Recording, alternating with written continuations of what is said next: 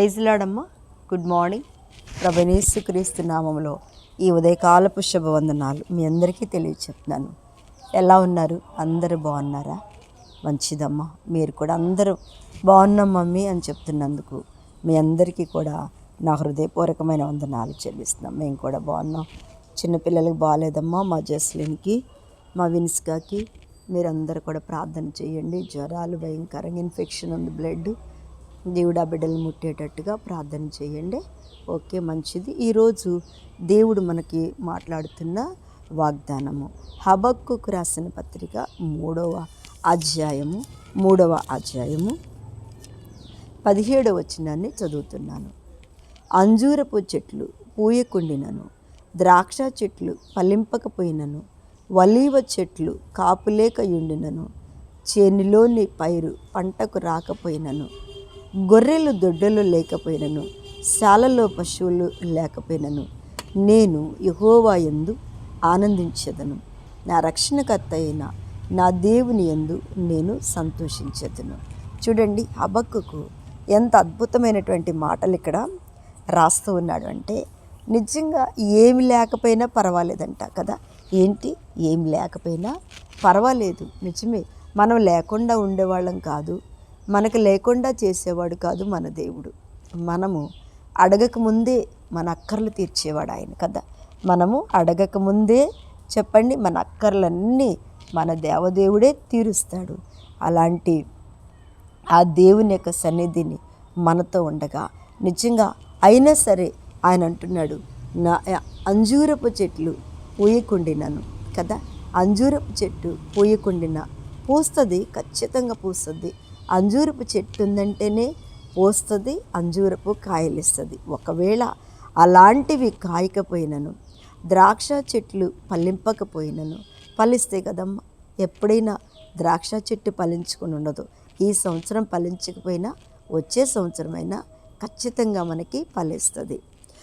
ఒలీవ చెట్లు కాపులేక ఉండినను, తర్వాత గొర్రెలు దొడ్డిలో లేకపోయినను, శాలలో పశువులు లేకపోయినను.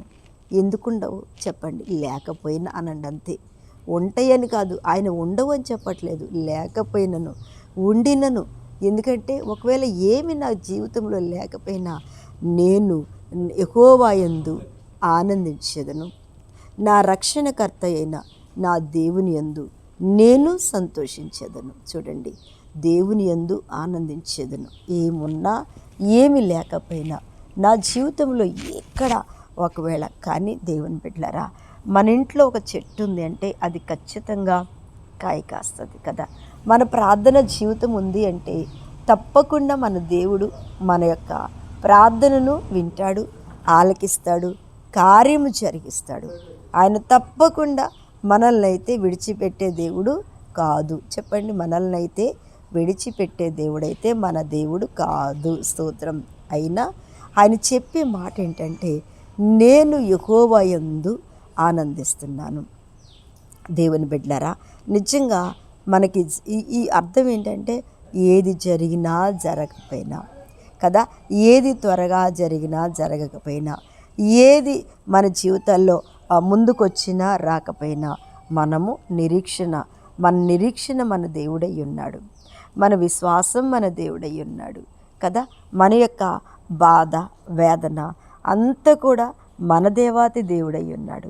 అందుకనే మనం ఏం చేయాలంట? నేను యెహోవా యందు ఆనందిస్తున్నాను. నా రక్షణకర్త అయిన నా దేవుని యందు నేను ఏంటంట? సంతోషిస్తున్నా. మనలను రక్షించిన దేవుడు. అందుకే అంటాడు దానియేలు, చూడండి, మా దేవుడు రక్షించుటకు సమర్థుడు. అంటే మనందరి జీవితాల్లో కార్యము చేయుటకు సమర్థుడు. కానీ ఒకవేళ చెయ్యలేకపోయినప్పటికీ కూడా ఆయన అంటున్నాడు, మా దేవుడు మమ్మల్ని ఈ అగ్నిగుండంలో నుంచి రక్షించకపోయినా పర్వాలేదు, మా దేవుడి దగ్గరికి మేము వెళ్ళిపోతాం, మా దేవుణ్ణే సేవిస్తాం, వేరే మిమ్మల్ని మాత్రం మేము సేవించం, మీరు ఎన్ని చేసినా సరే అని ధైర్యంగా చెప్పగలిగిన దానియేలులాగే ఈ హబక్కూకు కూడా చెప్తున్నాడు. మరి ఈ హబక్కూకు చెప్పినట్టుగా మనం కూడా చెప్పాలి. ఏమని చెప్పాలి చెప్పండి? శోధన వచ్చినా ప్రభువా, వేదన వచ్చినా, బాధ వచ్చినా, దుఃఖం వచ్చినా, కార్యం జరగకపోయినా ఆలస్యమైన నా దేవుని యందు మాత్రమే నేను ఆనందిస్తున్నాను. నా దేవుని యందు మాత్రమే నేను నిరీక్షణ కలిగి ఉన్నాను. నన్ను రక్షించి నాకు రక్షణ ఇచ్చి నా కుటుంబాన్ని పైకి లేపి ఇప్పుడు వరకు తోడుగా ఉండి ఎన్నో ఫలభరితమైనటువంటి కార్యాలను చూసిన నా దేవుడు, ఆయన ఇచ్చిన రక్షణే నాకు ఆశీర్వాదము, ఆయన ఇచ్చిన కృపే మన జీవితంలో గొప్ప అద్భుతము, ఆయన ఇచ్చినటువంటి మంచి ఆశీర్వాదమే ఆయన మన జీవితంలో మనకు అనుగ్రహించినటువంటి అద్భుతమైన కృప. అంతే కదా. ఈ వాక్యం వింటున్న దేవుని బిడ్డలారా, నీకు కూడా ఏమీ లేకపోయినని, జరగలేదని బాధపడబాకు. సమస్తము జరిగించేవాడైన యేసు వైపు మనం చూస్తున్నప్పుడు తప్పకుండా మన జీవితంలో దేవుడు అద్భుతమైన కార్యం చేస్తాడు. నీ జీవితంలో చేస్తాడు, నీ బిడ్డల జీవితంలో చేస్తాడు, నీ కుటుంబ జీవితంలో కూడా మన ప్రభుని యేసు చేస్తాడు. ఆమేన్. దేవుడి మాటలు దీవించునుగాక. కళ్ళు మూసుకోండి, ప్రార్థన చేస్తా. పరిశుద్ధుడా, మహిమ కలిగిన తండ్రి, స్తోత్రములు. ఈ ఉదయకాలమున మరి వాక్యం వింటున్న మా అందరి జీవితాల్లో ప్రభా మీరు కార్యము చేసి తండ్రి మీరే దీవించమని, ఈరోజంతా ఎవరైనా అనారోగ్యంతో బాధపడుతుంటే వారికి స్వస్థతనిచ్చి తండ్రి మీరే తోడయుండి నడిపించి దీవించమని యేసు నామమున అడుగుచున్నా తండ్రి. ఆమేన్. ఆమేన్. ప్రైజ్ లార్డ్ అమ్మా. దేవుడు మిమ్మల్ని దీవించునుగాక. ఆమేన్.